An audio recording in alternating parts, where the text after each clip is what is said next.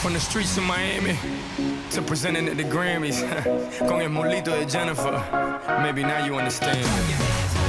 Mr. Worldwide, Red One, and the beautiful Jennifer Lopez. So as you know, each year at our conference, we welcome new inductees into the National Charter Schools Hall of Fame. This honor recognizes individuals or organizations who have been pioneers and have blazed the path for public charter schools. Some have launched incredible new schools or grown networks of them. Others have passed legislation to create charter schools or leveled the playing field upon which they stand. And yet others have made precious resources available to charter schools so that they can deliver on the dream. But all of them have dedicated a considerable amount of time, energy, and passion for a movement that is improving America's public education. Hall of Fame inductees have all been nominated by you, members of the charter school community. Our intention with the Hall of Fame was not only to honor the work of the inductees, but to shine a spotlight on the incredible strides that have been made, are being made, and can be made by each of us. Their good work reflects well on all of us. And hopefully, it will motivate many of you to push the limits of what's possible so that you too can stand on this stage one day. This year, our inductees are as impressive as ever. Each is a tireless advocate for public charter schools. Their work has helped shape the landscape that allows us to grow and thrive. We're thrilled to present them with this honor, and we thank them. Our first inductee this year is Lisa Gram Keegan. Lisa has spent her career as a champion of education reform, and in particular, a champion for charter schools. She has been a key player in national education policy over the past 2 decades. Thanks in large part to her leadership, Arizona became one of the first states to enact a public charter school law, a law that Lisa helped enact with broad bipartisan support. And today, Arizona is recognized as a leader for school choice and is ranked 13th out of 43 states in this year's charter school ranking by the National Alliance. That's right.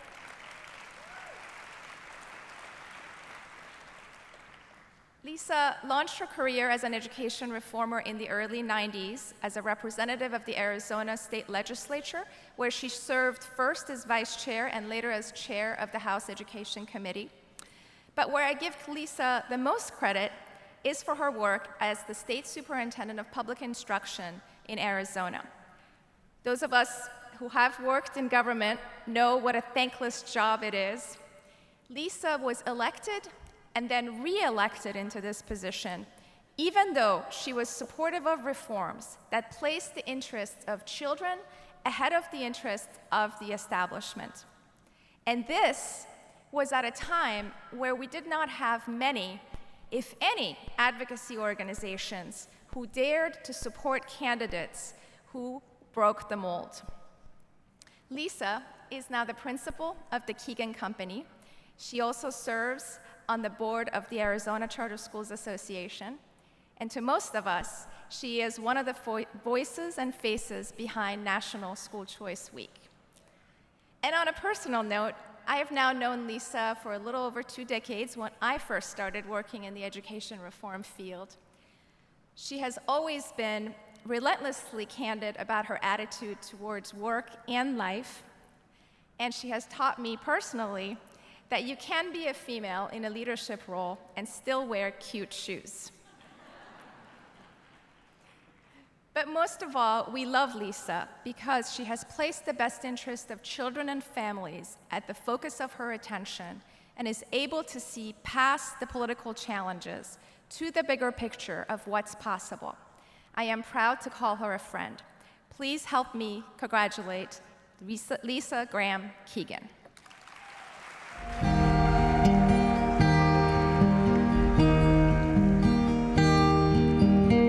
Schools are supposed to serve kids, not adults. Lisa understood that and has been working on that for the last 20 years. For me, in my work, it is fundamentally important that everybody's in the room. I've never done anything that worked in terms of reform that didn't have a great coalition of both Republicans and Democrats, Latino leadership, African American leadership, traditional leadership in the community, everybody in, everybody together. Charter schools are important because they provide competition. They provide a path to improvement. Lisa was instrumental in putting charter schools into Arizona. It's now grown to about 14% or so of the kids in Arizona are in charter schools.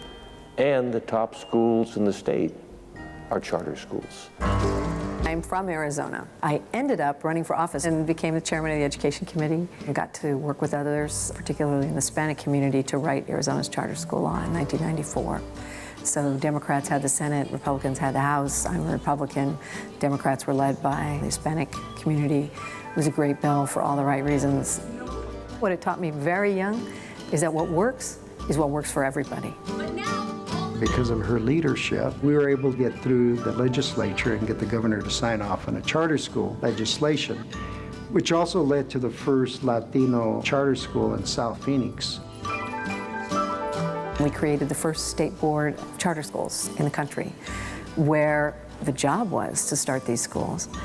And that was hugely different. Okay, you got another one? I then went to DC and worked on a national organization, worked with others who were trying to do this. And I really began to see my work as making sure that people knew what they were doing, could do it. We opened up many more schools in low-income areas in Arizona at first than we did anywhere else because the demand was so much higher and because of the way we started the law. You know, Lisa has a depth of experience on a national level, obviously on a statewide level, has been involved in the creation of charter school movements, politically involved at the highest levels at the White House. The country needs that kind of leadership. She's got a very deep compassion for children, for family, and for education. What I think I'm good at is not being afraid to open the door and not caring when people are angry that the door gets opened, because I know who's standing behind me. And once the door is open, I just step aside. And that's been a privilege.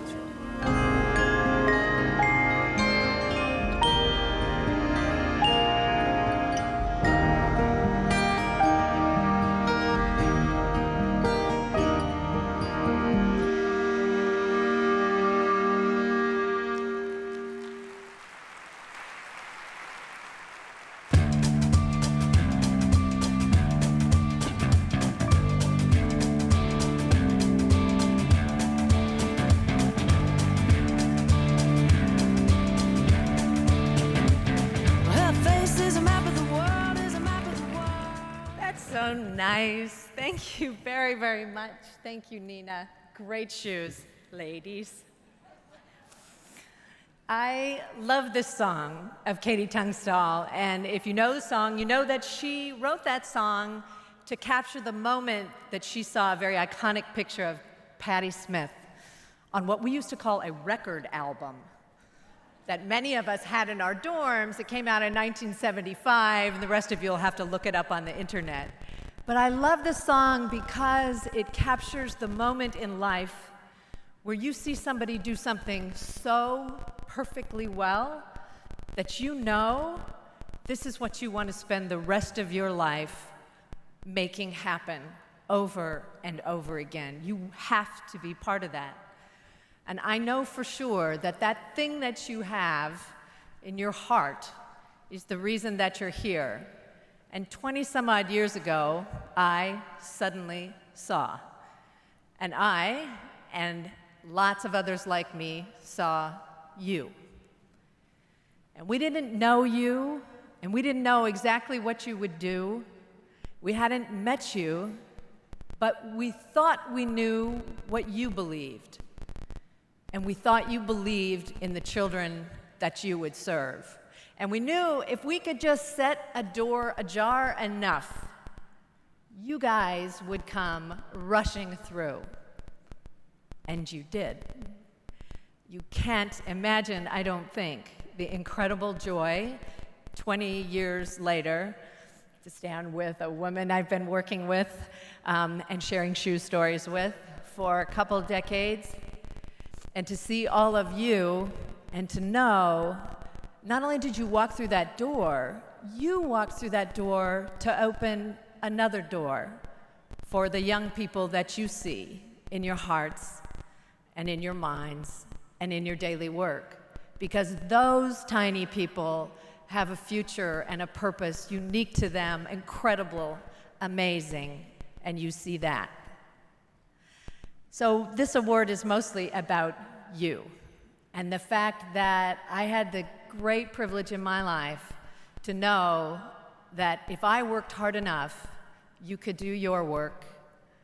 And it's an incredible blessing to stand here and know that you do it, and you've done it.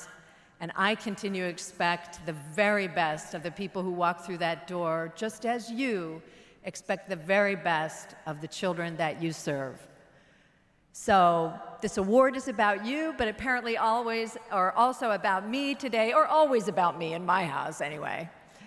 So I accept it, and with gratitude and joy, but on behalf of all of us who suddenly see and always believe. Thank you very, very much.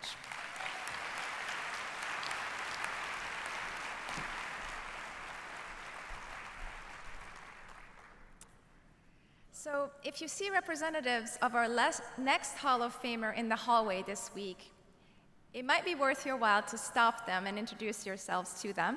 You may also want to give them a compliment or two. That's because our next Hall of Famer is one of the largest funders of public charter schools around the nation, the Walton Family Foundation. The Walton Family Foundation has invested more than $1 billion in initiatives that expand parental choice and opportunity in education. That's right, $1 billion.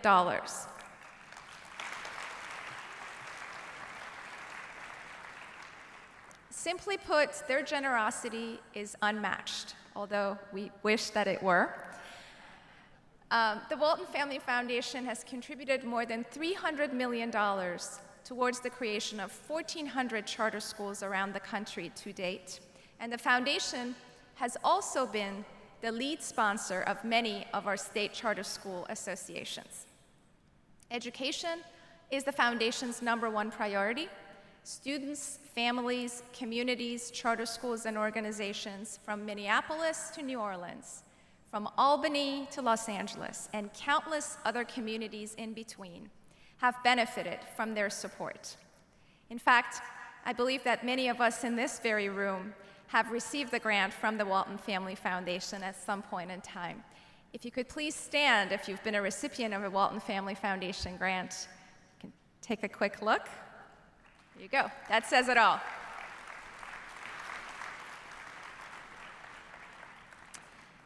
The foundation's goal is to provide families with quality educational options. They believe that when families receive the power to decide where their children go to school, the game changes. That parents, especially in low-income communities, deserve high-quality, publicly funded school choices, and that empowered parents are a powerful driver to spur bold transformation in our education system. Receiving this award on behalf of the Walton Family Foundation is another friend and foot soldier, Ed Kirby, the Deputy Director of the K-12 Education Reform Sector for the Walton Family Foundation. The foundation really started in the late 1980s. My grandparents, Sam and Helen Walton, were really interested in giving back to their community. As they started to look at what are the significant issues that are facing our country, education came to the forefront of that. And right now we are all reading, trying to get our reading levels up. Our engagement in charter schools really began with my Uncle John. He began to get involved with Howard Fuller in the late 1980s, early 1990s in Milwaukee. Through his friendship with Howard Fuller, he brought us into understanding the incredible disparity that we have in our education system. So if you do 70, then it allows you to move on to the next thing. The beauty of John was he was totally committed to this notion of trying to radically reform education in America for low-income children. He was engaged in helping start up schools and looking at the legislation and making sure the legislation was good at the state level. Back when this all started, the foundation was one of the first entities to give support to advocacy work, so that those of us who were out there trying to advocate to create the kind of legal and regulatory environment you need to create these schools. A lot of people think that we're not good enough because our school is like on the east side. Right. And so our goal is to prove them wrong. To show them that that doesn't matter where you live. Yeah. That's great. There are very few ed reform organizations in this country that have not been touched in one way or another by the generosity of the Walton Family Foundation. They supported the founding of the Black Alliance for Educational Options. They were there when we founded the Alliance for Public Charter Schools. Can you guys show me? We've seen greater achievement improvements in the students than the traditional public schools in the districts where we work. We've seen the rise of a number of really great CMOs and very high quality operators. We fund KIPP Foundation and their national growth as well as growth in different regions. We feel it's really critical to invest in startup of high quality schools at the individual site as well. And ACE is evidence of that, and I think has been a great community asset to San Jose. And they are changing the way that I think communities think about their schools. They really care about the student success. If the kids are, behind, they help them a lot, and that's really true. So I was relieved to be able to choose the school for my daughter. I could not do the work that I do without the support of the Walton Family Foundation. There's not enough words, really, to express my appreciation to the family and to the foundation, for their support.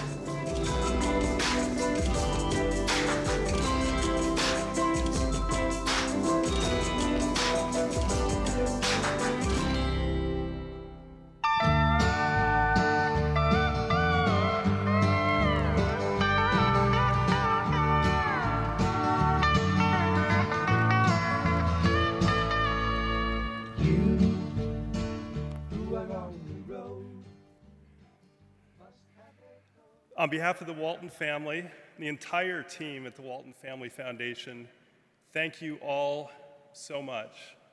Thank you, Nina, and thank you, Howard Fuller, wherever you are today. I'd love to talk about our accomplishments at the foundation, but I'd much rather talk about yours. Until 1991, when America passed its first charter school law, our country had been writing a fairly tragic history for K-12 education. For most of the last century, our political leaders had decided that the academic formation of children in this country should be defined and controlled by the so-called expert judgment of state and municipal governments. As part of that plan, by design, parents were pushed to the side, stripped of power, and told to be satisfied with what they got. This tragic cycle of deliberate disempowerment of families has damaged and still damages tens of millions of American families to a degree that I think is unparalleled by any other failed social policy of the 20th century. That cycle of disempowerment is what our team's founder, John Walton, used to call a raw deal. And it's not just a raw deal, it's also a rigged deal. If you're a family in this country without the financial resources to buy your way out of a failed school or a failed system, you get stuck in the cycle. But 22 years ago, you broke that cycle, and thank you, Minnesota.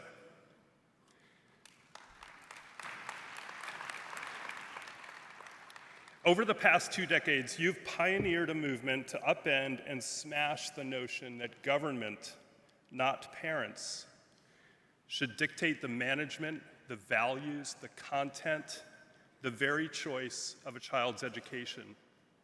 You all have also upended and smashed the failed notion that public education must be managed and controlled by large and largely responsive municipal school systems. You have built a movement now in which every year the families of nearly 2.5 million American kids are back in charge. They attend more than 6,000 self-governed charter schools in which school leaders and school teachers have both the freedom to excel and the incentive to excel. You are taking power from those to whom it never rightfully belonged and placing it fully and firmly in the hands of parents, students, school leaders, and teachers. All of you are together writing a powerful story of success, not just by creating 2.5 million new options, but by building options that are safer, academically better, and organizationally stronger than the competition. We urge you to stay on mission, and we'd like to challenge you to expand that mission, especially when it comes to advocacy.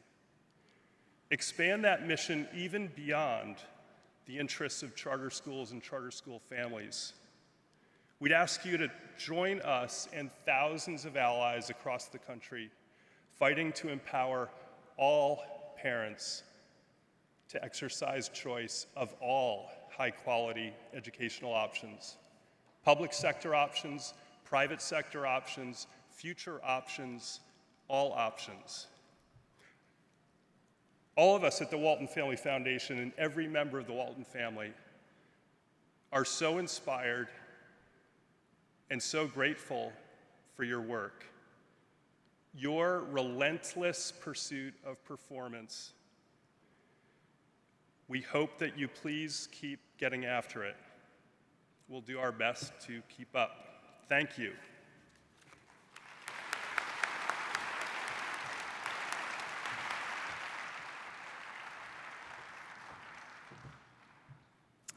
And our final Hall of Famer this year is Linda Moore, the founder and executive director of the Elsie Whitlow Stokes Community Freedom Public Charter School here in DC. That's right. Elsie Whitlow Stokes was a teacher who believed strongly that every child could succeed academically and become a responsible citizen, and that to get students there, schools needed to do two things: provide a solid foundation in reading, math, social studies, sciences, and the arts, and create opportunities for students to contribute back to the community. Elsie saw that community service activities prepared students to become caring neighbors and responsible citizens. Linda was particularly taken with Elsie Whitlow Stokes in 1998 when she opened the doors to her school, because Elsie was her mother. The school opened in a church basement with 25 kindergartners and first graders, and today it serves 350 pre-K through sixth graders and has an astounding 600 students on its waitlist. Linda is a powerful advocate for the benefits of teaching children in two languages. Elsie Whitlow Stokes offers dual immersion instruction where each classroom has a pair of teachers teaching students in English and Spanish or in English and French. And on a personal note, as someone who attended a dual immersion program and now sends her daughter to such a school, I can also personally attest to the strength of Linda's program, as she's also a well-known quantity even among DC's most elite private schools. The proof of the school's success, of course, is in its results. Elsie Whitlow Stokes was labeled a Tier 1 performing DC charter school by the DC Charter School Board. Students score well above average in reading and math proficiency, and her graduates have gone on to prestigious colleges and universities, such as the University of Pennsylvania and Harvard. And now, Linda is joining with 3 other leaders of the charter school community in DC to start an innovative charter high school called the District of Columbia International School. And finally, I would be remiss not to highlight that Linda is also the chair of the DC Association of Chartered Public Schools. Please help me welcome Linda Moore. The Elsie Whitlow Stokes Community Freedom Public Charter School is what we think schools should be. It is a community that welcomes everybody who comes through the doors. Elsie Whitlow Stokes was my mother. She was a first grade teacher all of her professional life in Little Rock, Arkansas, and was the best teacher I've ever known. She tried to help children understand that they had a responsibility not only to themselves, but to their families and their communities, which is one of the things that we are working on here at Elsie Whitlow Stokes. If I had friends like this, I had the opportunity to work with some of the people in Minnesota who started the first charter schools in the nation. I knew what charter schools were. The District of Columbia had new legislation that authorized charter schools in the city, and it occurred to me at some point that this was an opportunity to make some changes in the District of Columbia.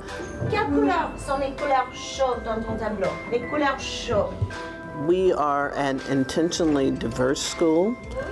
When we started recruiting students initially, we made sure we recruited from all over the city, from every ethnic group, from every economic group, because it is necessary for students to learn to work with people from many different backgrounds. En donde están los nombres de todos los estudiantes de la clase. We have a school that provides a language immersion program for students.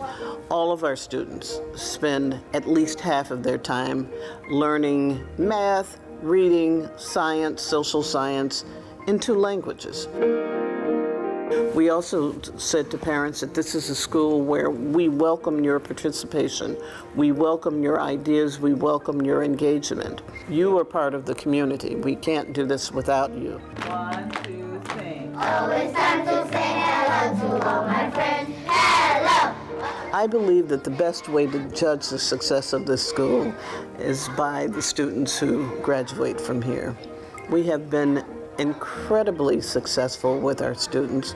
We have had 4 classes of students now to enter college. We have 4 graduates who are Posse Scholars, and 2 of our graduates are now enrolled in Harvard University. Schools in this city needed reform. I thought that I could make a difference.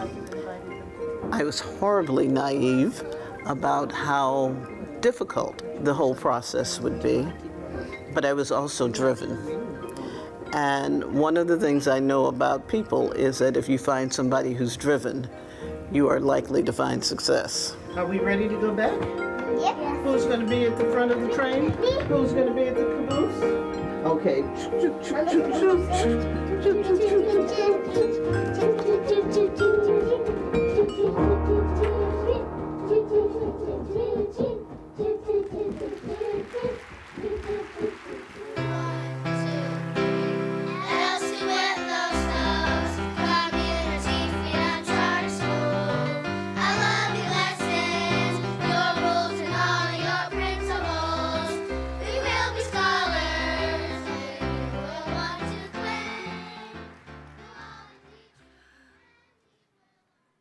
Thank you, Nina, and good morning, everyone. Wow, this is a pretty big room for a girl from Arkansas. I'm delighted to be here with y'all this morning, and I'm thrilled to be inducted into the National Charter School Hall of Fame. Thank you to everyone who made this honor possible. I especially want to thank my colleagues from the school, the parents, board members, teachers, family members, and lifelong friends who've joined me here today. I have to tell you, I was absolutely incredulous when I learned that I would be inducted into the Hall of Fame, for it was exactly 15 years ago to this date, July 1st, 1998, when the Elsie, Whitlow, Stokes Community Freedom Public Charter Schools Founding Board of Trustees was awarded its charter.